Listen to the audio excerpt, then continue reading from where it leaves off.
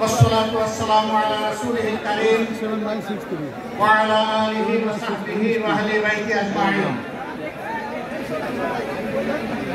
বাংলাদেশ জামাত ইসলামী ঐতিহ্যবাহী পাবনা জেলা শাখা কর্তৃক আয়োজিত ঐতিহ্যবাহী এডওয়ার্ড কলেজ মাঠে আজকের এই সুখী সমাবেশ সম্প্রতি বৈষম্য বিরোধী আন্দোলনে শহীদ পরিবার এবং আহত ভাইদের জামাতে ইসলামী পাবনা জেলা শাখার সম্মানিত আমির জনাব অধ্যাপক আবু তালেব মন্ডল মঞ্চে বসা আজকের এই সমাবেশের সম্মানিত বিশেষ অতিথি আপনাদের এই প্রিয় সন্তান বাংলাদেশ জামাতে ইসলামীর অন্যতম অ্যাসিস্ট্যান্ট সেক্রেটারি জেনারেল জনাব রফিকুল ইসলাম খান, বাংলাদেশ জামাতে ইসলামের নেতৃবৃন্দ, বন্ধুরা,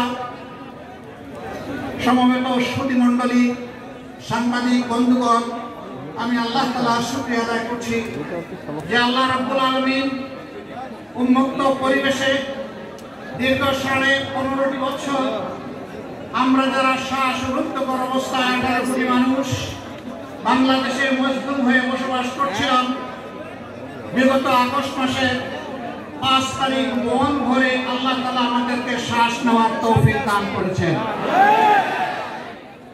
মাবুদের দরবারে শুকরিয়া, তিনি জাতির বুকের উপর থেকে একটা জগদ্দল ভারী পাথর সরিয়ে দিয়েছেন।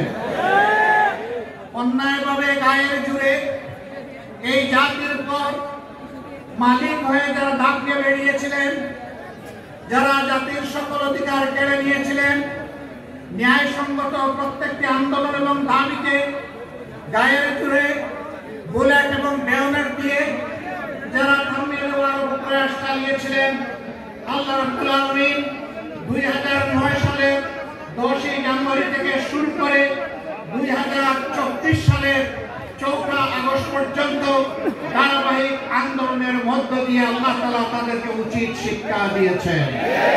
এখানে আমাদের কোনো হাত ছিল না, পুরাটাই আউয়াল থেকে আখের আল্লাহ তাআলার কুদরতের খেলা ছিল। দুনিয়া পতন হবে, তার জন্য আমরা মোটেই গর্বিত নই, বরঞ্চ এই বিজয়ের পরে দেশবাসীকে আমরা আহ্বান জানিয়েছিলাম, এই বিজয় আল্লাহর পক্ষ থেকে বাংলাদেশের জনগণের, মুসলিম জনগণের জন্য উপহার। আসুন আমরা আল্লাহর শুকরিয়া আদায় করি।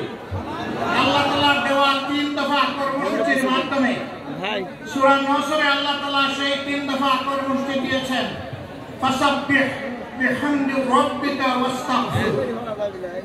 তোমরা এই সফলতার জন্য, আল্লাহ তাআলার এই উপহারের জন্য তোমরা সেই মহান আল্লাহর পবিত্রতা বর্ণনা করো, তাসবিহ করো। তিনি যে তোমাদেরকে এই নিয়ামত দিয়েছেন তার জন্য তার প্রশংসা করো, তাহমিদ করো, হামদ করো। এই কাজ করতে গিয়ে মানুষ হিসেবে তোমাদের যত ভুল ত্রুটি হয়েছে তার জন্য তোমরা মওলার কাছে পানা চাও, আশ্রয় চাও, ক্ষমা চাও।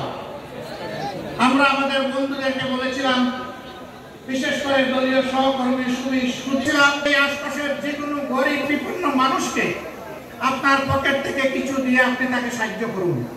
এইভাবে আপনি আল্লাহ তাআলার শুকরিয়া আদায় করুন। বন্ধুগণ, আপনারা সাক্ষী, 15টি বছর বাংলাদেশ জামাতে ইসলামীর উপর যে জুলুম করা হয়েছে, এই জুলুম আর কারো উপর করা হয়নি। আমাদের 2 জন সাবেক আমির জামাত, একজন এই ময়দানের এক রত্নগর্ভা মা একজনকে জন্ম দিয়েছিলেন, বিশিষ্ট আলেমে দ্বীন, বিশিষ্ট পার্লামেন্টারিয়ান, সাবেক সফল সৎ মন্ত্রী জনাব মাওলানা মতিউর রহমান নিজামী। আরেকজন এই দেশের গণমানুষের নেতা, যিনি কাজ শুরু করেছিলেন ছোট্ট কুটির থেকে, গ্রামের জনগণের সমস্যা সমাধান থেকে শুরু করে আল্লাহ তাআলা তাকে পাকিস্তানের পার্লামেন্টেও নিয়েছেন, বাংলাদেশের পার্লামেন্টেও বারবার আল্লাহ নিয়েছেন। তিনি আপনাদের বুঝেই সম্মানিত হয়ে পার্লামেন্টে গিয়েছিলেন। এই লোকগুলাকে নিষ্ঠুরভাবে বিচারিক হত্যাকাণ্ডের মাধ্যমে জুলুম করে দুনিয়া থেকে বিদায় করা হয়েছে। সম্মানিত ভাইয়েরা, মিথ্যা অভিযোগ, মিথ্যা সাক্ষী, সাজানো আদালত, বানানো রায়ের মাধ্য দিয়ে তাদেরকে দুনিয়া থেকে বিদায় করে দেওয়া। যারা আমাদের নেতৃবৃন্দের বিরুদ্ধে অপবাদ দিয়েছে তাদের শিক্ষা আমরা দেখাই হোক। আলহামদুলিল্লাহ, আলহামদুলিল্লাহ, আলহামদুলিল্লাহ রাব্বিল আলামিন। 18 কোটি মানুষ তা প্রত্যক্ষ করেছে। আপনারা সাক্ষী বন্ধুগণ, 1, 2 করে 11 জন জাতীয় নেতাকে হত্যা করা হয়েছে। কাউকে দেওয়া হয়েছে ফাঁসি, কাউকে ষড়যন্ত্র করে কারাগারের ভিতরে মৃত্যুর দিকে ঠেলে দেওয়া হয়েছে। শেষ পর্যন্ত কোরআনের পাখি খাতুন, এই বাংলার আপামর জনগণের প্রিয় কলিজার টুকরা একজন মানুষ আল্লামা দেলোয়ার হোসেন সাঈদীর সাথেও নিষ্ঠুর আচরণ করে তাকেও মৃত্যুর দিকে ঠেলে দেওয়া হয়েছে। যে মানুষটা হাসতে হাসতে হাসপাতালে ঢুকলেন, 24টা ঘন্টা গেল না, তাকে তারা মৌলার কাছে পাঠিয়ে দিল। এর রহস্য একদিন বের হয়ে আসবে ইনশাআল্লাহ। এইভাবে তাদের থেকে শুরু করে সর্বশেষ এই বৈষম্য বিরোধী আন্দোলনে বাংলাদেশের প্রতিটি প্রান্তরে পুলিশ সরকার গুলি চালিয়ে আমাদের হাজারো সন্তানকে, ভাইকে হত্যা করেছে, বোনকে হত্যা করেছে, কুলের শিশুকে হত্যা করেছে, আকাশ থেকে গুলি ছুড়ে হত্যা করেছে, জমিন থেকে গুলি ছুড়ে হত্যা করেছে। হত্যা করার পর লাশগুলা নিষ্ঠুরভাবে পুড়িয়ে দিয়েছে। আমরা আল্লাহ তাআলার দরবারে তাদের বিরুদ্ধে আর্জি পেশ করলাম। যেমন ইসলামের উপর জঘন্য জুলুম করা হয়েছে, তবে এই জুলুম থেকে বাংলাদেশের দেশপ্রেমিক, গণতন্ত্রকামী কোন দল, সংস্থা, সংগঠন, ব্যক্তি বাদ পড়েননি। এরা রাস্তার বিক্ষোভ, ভাই বন্ধু থেকে শুরু করে সকল পর্যায়ের মানুষের উপর জুলুম করেছে। বলবেন বিক্ষোভের উপর কিভাবে জুলুম করলো? আমি একদিন গাড়ি দিয়ে যাচ্ছি, হঠাৎ করে বনানীতে নেমে গেলাম। আমার চালককে বললাম, ভাই থামো। নেমে গিয়ে একজন বিক্ষোভকে একান্তে জিজ্ঞেস করলাম, আপনি সারাদিনে কত রুজি করেন? আলহামদুলিল্লাহ, আমার তো রুজি 1000 থেকে 2000 হয়। আমি বললাম, ভাই আপনার বেতন তো আমার চেয়ে বেশি। পয়সা থাকে না। কেন থাকে না? বলে যে সকালবেলা এখানে বসতে হলে খাজনা দিয়ে বসতে হয়। কারে খাজনা দেওয়া? বলে যে ক্যাডারদেরকে খাজনা দিয়ে। একজন ভিক্ষুক ক্যাডার ছিল। এইভাবে ক্যাডারদের পাল্লায় দেশবাসী পড়েছিল। সন্ধ্যাবেলা ঘরে ফিরবে, সামান্য একটু রুটির জন্য, ভাতের জন্য, চালের জন্য, ডালের জন্য তাকে একটা দোকানে ঢুকতে হয়েছে। দোকানে ঢুকে তার মাথা ঘুরিয়ে যাওয়ার উপক্রম। 30 টাকা কেজি পেঁয়াজ এখন ট্রিপল সেঞ্চুরি, 300 টাকা, 10 গুণ বেড়ে গিয়েছে। আমাদের সাবেক তাহাজ্জুদ গুজার প্রধানমন্ত্রী বলেছিলেন 10 টাকা কেজি করে মানুষকে চাল দেবেন। আগুন এখন আর চুলায় বসাতে হয় না, বাজারেই ওইটা ফুটতে শুরু করে। দ্রব্যমূল্যের লাগামহীন উচ্চ হারের দিশেহারা জাতি, তারা মানুষকে উপহাস করে বলে জাতির আয় ইনকাম বেড়েছে, দ্রব্যমূল্যের দাম বাড়লে কোনো অসুবিধা নেই। সরকারি দল হওয়ার আগে যারা ওদের কাতারে ছিলেন, যাদের এখন না বিশ্বাস, এখন সেই মানুষগুলার সম্পদ লুণ্ঠন করে আঙ্গুল ফুলে যারা কলা গাছ হয়েছেন, তাদের কোনো সমস্যা হওয়ার কথা নেই। কিন্তু যাদের সম্পদ চুরি করা হচ্ছে, লুণ্ঠন করা হচ্ছে, তাদের কোনো সমস্যা হয়। সম্মানিত ভাইরা, সমস্ত বিরোধীদেরকে দমন করা হয়েছে, হাজার হাজার কর্মীদেরকে খুন করা হয়েছে, খুন করা হয়েছে, আয়না করে পাঠিয়ে দেওয়া হয়েছে। যেহেতু মারা গেল, লাশ পেয়েছে তার পরিবার, যাকে খুন করা হয়েছে তার পরিবার কিছুই পেল না। আজ পর্যন্ত তারা জানে না তাদের প্রিয়জন আপনজন কোথায় আছে। এখনো চোখের পানি দিয়ে বলে, আল্লাহ রব্বুল আলামিন তুমি আপনজনের সন্ধান দাও। আমি জানি না সকল আপনজন তার প্রিয়জনের সন্ধান পাবে কিনা, আল্লাহ তাআলাই ভালো জানেন। যাদেরকে হত্যা করে পুড়িয়ে ফেলা হয়েছে, গণকবর দেওয়া হয়েছে, কেমিক্যাল দিয়ে যাদের বডি ডিজলভ করে ফেলা হয়েছে, তাদের আপনজন আর কোনদিন প্রিয়জনকে ফিরে পাবে না। আমরা দোয়া করি ময়দানে হাসরে যেন আল্লাহ তাদেরকে একত্রিত করে দেয়। জালিমদের বিরুদ্ধে সমস্ত মজলুমরা এক হয়ে যেন সেদিন মামলা দায়ের করে। সেদিন যেন আহকামুল হাকিমিন জালিমদের এবং মজলুমদের উভয়ের ন্যায্য পাওনাটা সেদিন যেন তাদের হাতে তুলে দেয়। আল্লাহ তাআলা বলেছেন, অবশ্যই আমি দিব। ফামান ইয়ামাল মিসকালা যাররাতিন খায়রান ইয়ারা ওয়া মান ইয়ামাল মিসকালা যাররাতিন শাররান ইয়ারা। যে যা করবা, ছোট হোক বড় হোক, জররা পরিমাণ হোক, সূর্যের অগ্রভাগ পরিমাণ হোক, ভালো হলেও আমার হাতে তার সুফল সেদিন পাবা, আমি বঞ্চিত করব না। মন্দ হলেও সেদিন পালিয়ে যেতে পারবে না, তা অবশ্যই তোমাকে দেওয়া হবে। হ্যাঁ, আমরা বলেছি আমাদের দলের উপর যে জুলুম করা হয়েছে, আমাদের নিবন্ধন কেড়ে নেওয়া হয়েছে, আমাদের দেওয়া হয়েছে, আমাদের অফিসগুলো সিলগালা করে দেওয়া হয়েছিল, আমাদের বাড়ি করে হামলা করা হয়েছে, আমাদের শেষ পর্যন্ত দিশাহারায় আমাদেরকে নিষিদ্ধ করা হয়েছে। এই যে জুলুমগুলা করা হয়েছে, আমরা বলেছি আমরা তার প্রতিশোধ নেব। প্রতিশোধ নিতে গেলে ওদের উপরে পরিমাণ আমাদেরকে আঘাত দিতে হবে, তখন আইন আমাদেরকে হাতে তুলে নিতে হবে। সমানে সমান হতে হলে ওদের অস্তিত্বই গুড়া হয়ে যাবে। আমরা তা করব না, আমরা আইন হাতে তুলে নিব না। এর জন্য আমরা তাদেরকে ক্ষমা করে দিয়েছি। কিন্তু গণহত্যার জন্য, গণধর্ষণের জন্য, মানুষকে আয়না করে পাঠিয়ে গুম করার জন্য, হাজার হাজার লক্ষ লক্ষ তরুণ যুবক যুবতীকে গুলি করে তাদের জীবন উলটপালট করে দেওয়ার জন্য বিচার তাদের অবশ্যই হতে হবে।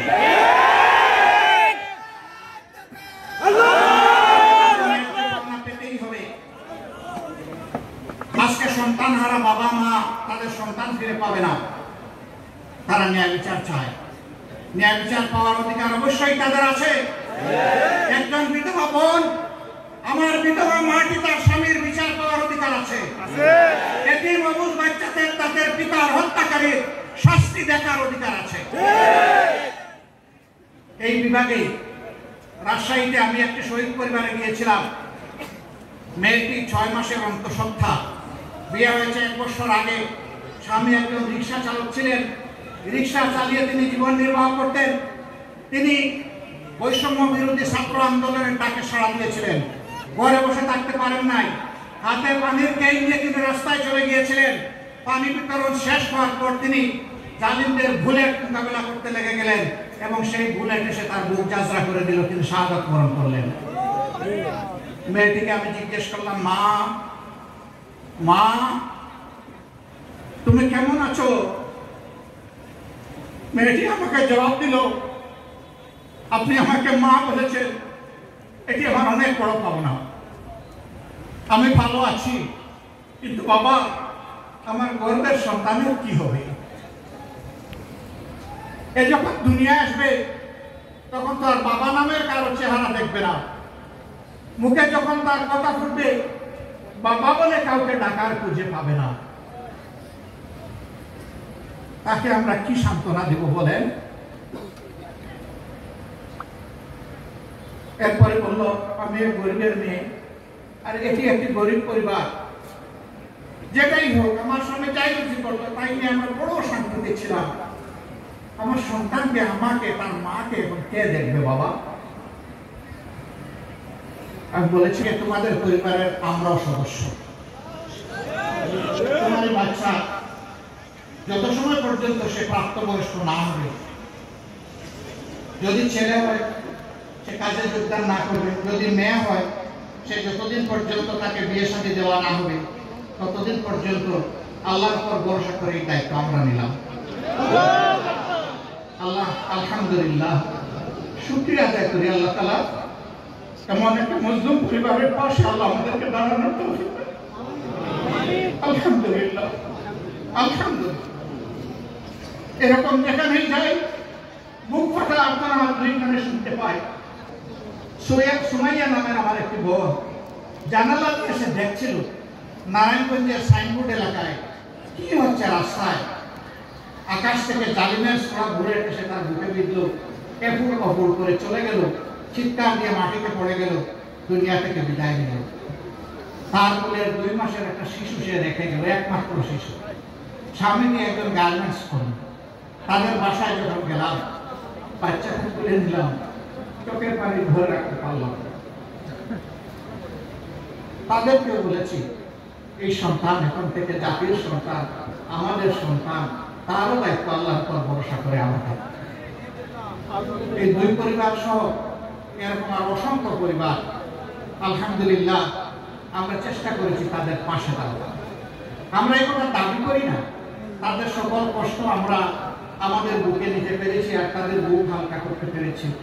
আমরা শুধু বলেছিলাম যে আপনাদের কষ্টের অংশীদার হতে চাই এবং পুরুষদের কপালে চুমু দিয়ে নিজেদেরকে গর্বিত বানাতে চাই। কারণ আপনারা জাতীয় বীরের কেউ ভাই, কেউ পিতা, কেউ সন্তান। আল্লাহু আকবার। সাংবাদিক বন্ধুরা আমাদেরকে প্রশ্ন করেন এই আন্দোলনে আপনাদের দলের কতজন শহীদ হয়েছে। আমি তাদেরকে সোজা সাপটা উত্তর দিই, বন্ধু আমাদের দলের শহীদ হয়েছে কতজন এটা আপনাকে বলবো না, আমরা জানি কিন্তু বলবো না। কেন বলবো না জিজ্ঞেস করে, কেন বলবেন না? বলি যে এই কারণেই বলবো না, শহীদরা কোনো দলের সম্পত্তি হতে পারে না, এরা জাতির সম্পদ, এরা জাতীয় বীর। ওই জায়গাটা আমরা ঠিক রাখতে চাই বলেই কতজন শহীদ হয়েছে সে কথা আমরা বলবো। যারাই শহীদ হয়েছে, এই শহীদ আমার, এই শহীদ আপনার, এই শহীদ সমস্ত জাতি। তার খেদমত করলে, সেবা করলে, সম্মান করলে আমরাই গর্বিত হব, কিন্তু তাদের ঋণ আমরা পরিশোধ করতে পারবো না। আমরা বর্তমান সরকারের কাছে দাবি জানিয়েছি প্রত্যেকটি পরিবারকে সম্মানজনকভাবে বাঁচার জন্য পর্যাপ্ত সহযোগিতা দিতে হবে সকল দিক থেকে। এই পরিবারের কর্মক্ষম, উপযোগী, যোগ্য কমপক্ষে একটি মানুষকে সরকারি চাকরিতে নিয়োগ দিতে হবে। এই দেশে যারা স্বৈরাচার এবং স্বৈরাচারের দূষক, যারা স্বৈরাচারের হাতকে শক্তিশালী করেছে, যারা মানুষ খুন করেছে, সরকারি চাকরিতে থাকার জনগণের ট্যাক্সের টাকা খাওয়ার অধিকার তাদের নেই। এই জায়গাগুলো খালি করে আমার যে যুবক যুবতী ছেলে মেয়েরা আহত হয়েছে, গুলিবিদ্ধ হয়েছে, তাদেরকে সেই জায়গায় সুযোগ করে দিতে হবে। তা দিয়েও তাদের মূল্যায়ন হবে না, কারণ তারা এগুলার পাওয়ার জন্য লড়াই করে নাই। প্রত্যেকটা ছেলে মেয়ে তাদের কলিজা হাতে নিয়ে রাস্তায় নেমে এসেছিল। একটা মেয়ে বলেছিল আমার পিছনে পুলিশ, সামনে আমার স্বাধীনতা, আমি যাব কোন দিকে? আমি যাব স্বাধীনতাতে আলিঙ্গন করতে। স্যালিউট মা, তোমাকে স্যালিউট। তুমি আমাদের গর্বের প্রতীক, তুমি সত্যিকারের যোদ্ধা, আর তোমার মতো যারাই লড়াই করেছে তারাই যোদ্ধা। এই যুদ্ধের বিনিময়ে বাংলাদেশটা মুক্ত হয়েছে। অনেকে বলতেছেন স্বাধীন হয়েছে, এটি দ্বিতীয় স্বাধীনতা। কেন বলে দ্বিতীয় স্বাধীনতা? আমরা তো 47-এ একবার স্বাধীন হলাম, 71-এ আরেকবার স্বাধীন হলাম, এখন 24-এ আমার এটা কিসের স্বাধীনতা? হ্যাঁ, পরাধীনতার প্রশ্ন যেখানেই থাকে, স্বাধীনতার লড়াই সেখানেই সামনে চলে আসে। আমরা ছিলাম ভৌগোলিক স্বাধীনতা প্রাপ্ত একটি পরাধীন দেশ, পরাধীন জাতি। মানুষ মুখ খুলে কথা বলতে পারত না, একটা অদৃশ্য তালা তাদের ঠোঁটে ঝুলিয়ে দেওয়া হয়েছিল। মানুষ রাস্তায়, ঘরে, কোথাও শান্তিতে থাকতে পারত না। স্বৈরাচারী সরকারের প্রধান সঙ্গী জাতীয় পার্টির মরহুম নেতা হুসাইন মোহাম্মদ এরশাদ সাহেব বলেছিলেন, ঘরে থাকলে বোন, বাইরে গেলে খুন, কোথায় যাব? একেবারেই একটা খাঁটি কথা তিনি বলেছিলেন। আল্লাহকে শক্তিশালী করেছিলেন, ইচ্ছায় হোক অনিচ্ছায় হোক। প্রত্যেকটি অবৈধ নির্বাচনে তারা অংশগ্রহণ করেছিলেন। এটা ইদানিং তারা দুঃখ প্রকাশ করেছেন, ক্ষমা চেয়েছেন এবং মানুষের সহযোগিতা চেয়েছেন। মানুষ যদি তাদেরকে ক্ষমা করে দেয় আমাদের কোনো আপত্তি নেই। সম্মানিত ভাই ও ভাই, এই পাবনা একটা ঐতিহ্যের স্মারক এবং ধারক। আপনাদের মাধ্যমে প্রিয় জাতির কাছে আমি নিবেদন করি, তারা যখন ক্ষমতায় ছিলেন তারাই তো বলেছেন আইন সবার জন্য সমান আর বিচার বিভাগ স্বাধীন। এতদিন আইন ছিল অসমান, এখন আইন সমান হওয়ার সময় এসেছে। তারা এমন শাসন করলেন, উন্নয়নের মহাসড়কে উঠাইলেন আর দুনিয়ারও রোল মডেল বানালেন, কিন্তু শেষ পর্যন্ত নিজ দেশে টিকে থাকার সাহসটা তারা করলেন না। ডেমোক্রেসির বিউটি, একবার একটা দল ক্ষমতায় যাবে আবার সে বিরোধী দলে বসবে, এটি হচ্ছে বিউটি। কিন্তু নিজের জন্য তারা এটা কল্পনা করতেন না। কেন? কারণ তাদের মাথায় ছিল বাকশালের নেশা। ৭৫ সালে 7 মিনিট পার্লামেন্টে আলোচনা করে বহুদলীয় গণতন্ত্রের কফিন করে আর দাফন করে তারা একদলীয় বাকশাল কায়েম করেছিলেন। রক্ষী বাহিনী গঠন করেছে, অসংখ্য হাজার হাজার মানুষকে মুক্তিযোদ্ধা সহ তারা বিনা বিচারে খুন করেছিলেন। আমার মতো তরুণ যুবকদেরকে তারা লাঞ্ছিত করেছিলেন, বহু মায়ের বুক খালি করেছিলেন। এরপরে তারা ক্ষমতায় টিকতে পারলেন না। তারা চেয়েছিলেন কিয়ামত পর্যন্ত ক্ষমতা থাকার, এটাই বোধহয় রক্ষা কবচ। কিন্তু একই বছরের ভিতরে তাদেরকে বিদায় নিতে হবে এটা তারা জানে না। হ্যাঁ, তাদেরকে সপরিবারে হত্যা করা হয়েছে। আমরা বিনা বিচারের কোনো হত্যাকেই আমরা সমর্থন করি না, কিন্তু আমাদের সমর্থন করা না করায় আল্লাহ তাআলার ফয়সালা আটকে থাকে না। আল্লাহর যেটা ফয়সালা সেটাই বাস্তবায়ন হয়। এখানে কারো কষ্ট হলেও হয়, কারো ভালো লাগলেও হয়। ওই একই রাস্তায় তারা রওনা করেছিলেন, সমস্ত বিরোধী দলকে শেষ করে দিয়ে তারা একদলীয় শাসন ব্যবস্থা কায়েম করতে চেয়েছিলেন। আপনাদের এই পাশের জেলা তাদের নেতা একজন বলেছিলেন যে আমরা অন্তরে বাকশালের চেতনা লালন করি। ভালো কথা। বাকশাল যদি এত উন্নত মানের খাবার হয় তাহলে আপনারা আওয়ামী লীগ পরিবেশন করছেন কেন? তাহলে সাহস করে বাকশাল নিয়ে নামতেন ময়দানে, দেখতেন এদেশের মানুষ আপনাদেরকে কিভাবে গ্রহণ করে। তা করলেন না, ভিতরে ভিতরে আপনারা একদলীয় সেই বাকশালের চেতনা লালন করেন। আমরা আল্লাহ তাআলার কাছে দোয়া করি ভবিষ্যতে অনুরূপ চেতনার কোন দুষ্ট দল এবং শক্তি যেন ক্ষমতায় না আসে, জীবন দিতে না হয়, অধিকার আদায়ের জন্য তাদেরকে এইভাবে মরতে না হয়।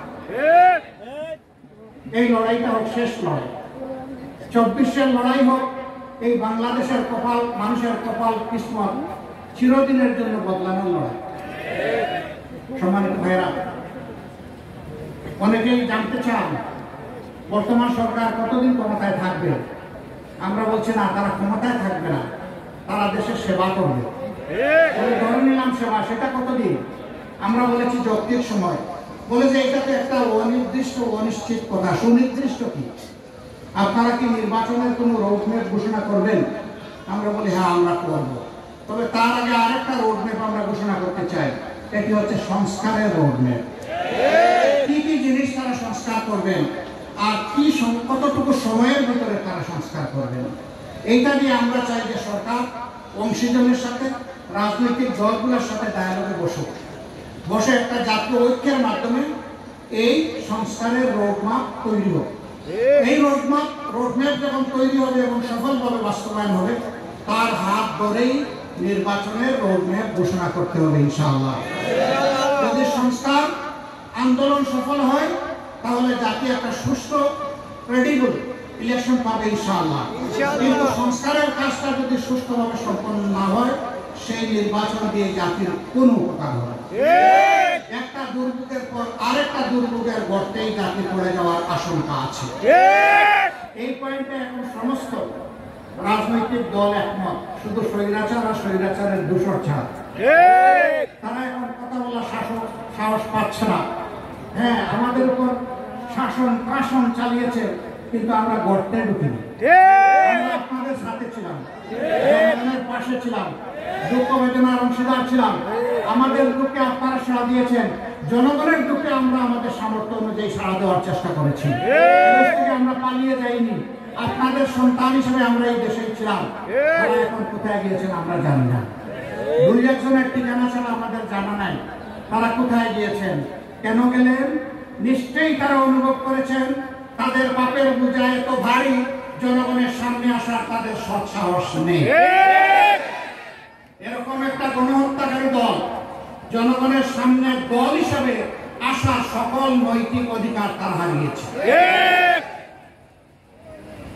সম্মানিত ভাইয়েরা, এই জন্য আমরা আশা করি বর্তমান সরকার তাদের উপর অর্পিত দায়িত্ব যথাযথভাবে পালন করবেন। কিন্তু ইতিমধ্যে আমরা কিছু ব্যতিক্রম, কিছু অসুবিধা দেখতে পাচ্ছি। শিক্ষা কমিশন গঠন করা হয়েছে। এই দেশের শতকরা ৯৯% মানুষ নাস্তিক, তাই না? কি তাহলে কি আস্তিক? আস্তিক না, আস্তে করে বলতেছে, দেখো না কারো ভয় পালাবো। এদেশের মানুষ কি নাস্তিক? আস্তিক, আস্তিক। তাহলে আস্তিকদের প্রতিনিধিত্ব সেই শিক্ষা কমিশনের নেই কেন? সেখানে কেন চিহ্নিত কিছু লোককে বসানো হয়েছে যারা এদেশের সংখ্যাগরিষ্ঠ মানুষ, সাধারণ মানুষের কোনো চেতনাই বুঝতে পারে না? এদেরকে কেন এখানে দেওয়া হলো? আমরা চাই তাদেরকে এখান থেকে সাফ করে দেওয়া হবে। তারা তাদের যে ময়দানে ছিল ওখানে গিয়ে কাজ করুক, আমাদের আপত্তি নেই। তাদের সৌদা তারা বিক্রি করতে থাকুক, জনগণ তাদের প্রোডাক্ট কিনে আমাদের কোনো আপত্তি নাই। কিন্তু জাতির গাড়ি তাদেরকে বসতে দেওয়া যাবে না। এই জাতির জন্য কল্যাণকর কোন শিক্ষা ব্যবস্থার রূপরেখা তৈরি হতে পারে না। শিক্ষা ব্যবস্থার রূপরেখা প্রণয়নের জন্য সেই মানুষদেরকে দিতে হবে যারা জাতির চেতনা ধারণ করে, যারা আগস্ট বিপ্লবের চেতনা ধারণ করে, তাদেরকে এখানে বসাতে হবে। সম্মানিত ভাইরা, আমি অনুরোধ করব সরকারকে, চলার পথে এরকম বড় কোনো দুর্ঘটনা ঘটানো উচিত হবে না। তাহলে জনগণের আস্থার জায়গাটা নড়ে যাবে, জায়গায় থাকবে না। আপনারা নড়ে গেলে বাংলাদেশ নড়ে যাবে। আপনারা ব্যর্থ হলে বাংলাদেশ ব্যর্থ হবে। আপনারা ব্যর্থ হলে বিপ্লব ব্যর্থ হবে। সুতরাং এই ব্যর্থতার দায়িত্ব আপনারা নেবেন না। যে কোনো মূল্যে আপনাদেরকে সফল হতে হবে। সারা দেশের জনগণ আপনাদের পাশে থেকে সমর্থন করে আপনাদেরকে শক্তি যোগাবে ইনশাআল্লাহ। আপনাদের জন্য এই দেশের জনগণ দোয়া করবে, সাহায্যের হাত বাড়িয়ে দিবে, দিচ্ছে, আরো দিবে ইনশাআল্লাহ। শুধু জাতিকে আপনারা সম্মান করবেন। আমি আপনাদের কাছে বিনয়ের সাথে অনুরোধ জানাতে চাই, বাংলাদেশ জামাত ইসলামী জাতির সামনে তার চিন্তা পেশ করে বলেছে, এই জাতিকে আমরা বিভক্ত জাতি দেখতে চাই না। আমরা একটা ঐক্যবদ্ধ জাতি চাই। দল ধর্ম থাকবে, এটি আল্লাহর জমিনের স্বাভাবিকতা, কিন্তু দল ধর্মের ভিত্তিতে মানবতাকে আমরা টুকরা টুকরা করতে চাই। আমরা চাই বাংলাদেশের যারাই নাগরিক, তারা নাগরিক হিসাবে সমান অধিকার তারা ভোগ করবেন, তারা গর্বিত হবেন। এই সমাজে ইনসাফ থাকবে, বৈষম্য দূর হবে, করাপশন ফ্রি সোসাইটি, দুর্নীতিমুক্ত একটা সমাজ হবে। এরই আন্দোলন জামাত ইসলামী হয়ে যাচ্ছে। আমাদের বিরুদ্ধে অনেক অপবাদ, অনেক অভিযোগ। আজকে একটি বোন আমেরিকা থেকে তিনি ফোন করেছেন, বাংলাদেশের একটি চমৎকার মিডিয়ায় তিনি কিছুদিন সার্ভিস দিয়েছেন, যেই মিডিয়া আমাদের বিরুদ্ধে এবং দেশের বিরুদ্ধে যুদ্ধ ঘোষণা করেছে। এখন তিনি যুক্তরাষ্ট্রে। তিনি আমাকে ফোন করে বললেন, এখানে একটা মিডিয়া হাউসের সাথে আমি সম্পৃক্ত। 4 আগস্ট পর্যন্ত আপনাদের ব্যাপারে অনেক কথা শুনেছি। 5 আগস্ট থেকে নতুনভাবে আপনাদেরকে দেখছি। আপনাদের ব্যাপারে আমাদের ধারণা উলটপালট হচ্ছে। আমি আমার ধারণাগত জায়গা থেকে আপনার সাথে কিছু কথা বলতে চাই। আমি কি একটু সময় পাবো? আমি তাকে বলেছিলাম, মোস্ট ওয়েলকাম, আপনি সময় পাবেন, আপনাকে স্বাগত। কিন্তু আপনাকে সময় দিতে হলে আমাকে আরেকটু সময় নিতে হবে, কারণ বেশ কিছু চ্যানেল মিডিয়া আমাদের কথা শুনতে চায়। আমরা বিভিন্ন কাজের চাপের কারণে এখন অনেকে আমরা সুযোগ দিতে পারছি না, আপনাকে একটু অপেক্ষা করতে হবে। তিনি বলছেন, আমার কোনো আপত্তি নেই, যতদিন অপেক্ষা করা লাগে আমি করব। এরপরে তিনি বললেন, যে যাবৎ আপনাদের ব্যাপারে যা শুনেছি সবগুলাই শুধু খারাপ জিনিস শুনেছি, ভালো কিছুই শুনি নাই। আমি বললাম, আপনি শুনবেন কেমনে? 15.5 বছর তো আমাদের মুখে তালা ঝুলিয়ে দেওয়া হয়েছিল। আমাদেরকে স্বস্তির সাথে এই সমাজে বসবাস করতে দেওয়া হয়নি। আমাদের একজন কর্মী তার সন্তানকে নিয়ে খাওয়ার টেবিলে দুপুরবেলা বসেছেন, ধরে নিয়ে বলেছে তারা রাষ্ট্রের বিরুদ্ধে গোপন বৈঠক করেছেন, ষড়যন্ত্র করেছেন। নিজের ভাতের টেবিল দিয়েও তাদের জন্য নিরাপদ ছিল না। আপনি আমাদের কথা শুনবেন কেমনে বলুন? আপনার তো শোনার কোনো সুযোগই ছিল না। আল্লাহ তাআলা এখন একটু সুযোগ দিয়েছেন, আমরা মিডিয়ার সামনে কথা বলতে পারছি, সেই সমাজে জনগণ জানতে পারছে আমাদের চিন্তা কি চেতনা। আমরা আরেকটু কথা বলেছি, আমরা বলেছি যে একটা স্থায়ী বন্দোবস্ত রাজনীতির এই দেশে হতে হবে। অস্থায়ী বন্দোবস্তের মাধ্যমে নিগ্রহের পর নিগ্রহ এই জাতির কপালে না আসে।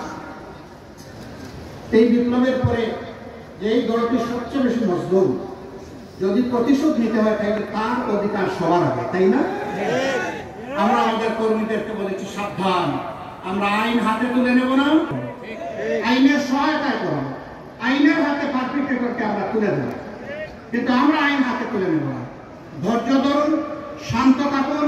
আল্লাহ তাআলা শুকরিয়া আদায় করে 2 দিনে 5 লক্ষ আওয়ামী সমর্থক নেতা কর্মীকে হত্যা করা হবে। আমি জিজ্ঞাসা করি, এত বড় বিপ্লবের পরে 5 লক্ষ লোককে কি তাদের হত্যা করা হয়েছে? 50,000, 5,000, 500, 5 জন? হ্যাঁ, 2-1 জন 2-1 জায়গায় হয়েছে, তাও আমরা সমর্থন করি না। ধৈর্যের মাধ্যমে প্রমাণ করেছে বাংলাদেশের মানুষ সভ্য এবং মানবিক মূল্যবোধ তারা রাখে, আর তারা উল্টাটা প্রমাণ করছে। ব্যবস্থা নাই, রাস্তা নাই, তো বাংলাদেশ চেষ্টা করা হচ্ছে দফায় দফায় বিভিন্ন অবস্থায়। আমরা আল্লাহর উপর ভরসা করে বলতে চাই, পাথরের ছায়াকেও লাথি মেরে সরিয়ে দেওয়ার শক্তি রাখে। আল্লাহ সাহায্য করবেন ইনশাআল্লাহ। এটা আমাদের কোনো শক্তি নয়, আল্লাহর শক্তিতে।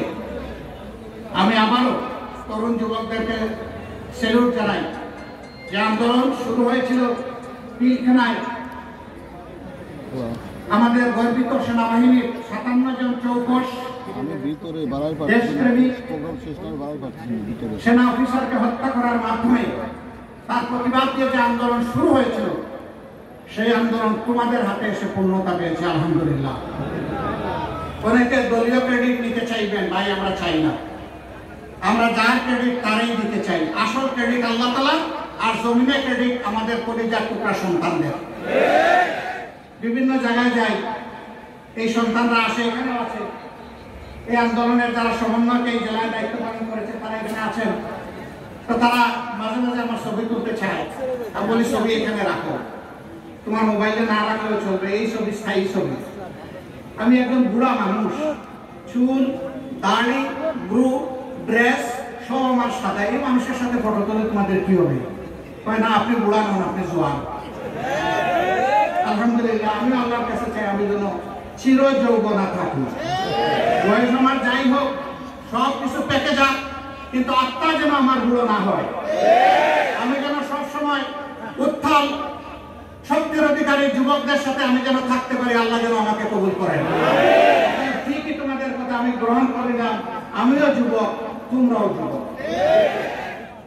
আমরা ইনশাআল্লাহ আল্লাহর দেওয়া যৌবনের এই নিয়ামত, এই শক্তি দিয়ে সকল অন্যায় অসত্যের বিরুদ্ধে চিরদিন আমরা লড়ে যাব ইনশাআল্লাহ। আল্লাহ তাআলা তার রহমতের দরজা বাংলাদেশের জনগণের জন্য খুলে দিন, এবং রব্বুল আলামিন এই জমিন থেকে জুলুমতন্ত্রকে চিরতরে নির্মূল করে দিন। এই সবাই আপনারা কষ্ট করে এসেছেন, কাদা পড়া মাঠ, তারপরে আপনারা দীর্ঘক্ষণ আমাদের সহকর্মীদের এবং আমার বক্তব্য শুনেছেন। আমার বক্তব্যে কেউ আঘাত পেলে আমি তাদের কাছে ক্ষমা চাই, আমাকে ক্ষমা করে দেবেন। আমি মানুষ, ভুল আমারও হতে পারে।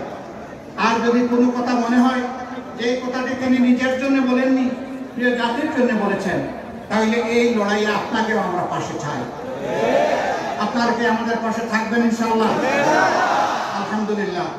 সবাইকে ধন্যবাদ জানিয়ে মহান মওলার শুকরিয়া আবারও আদায় করে আমি আমার বক্তব্য এখানে শেষ করছি। আল্লাহ হাফিজ। বাংলাদেশ জিন্দাবাদ, বাংলাদেশ জামাতে ইসলামী জিন্দাবাদ। আগস্ট বিপ্লব চিরতরে প্রতিষ্ঠিত।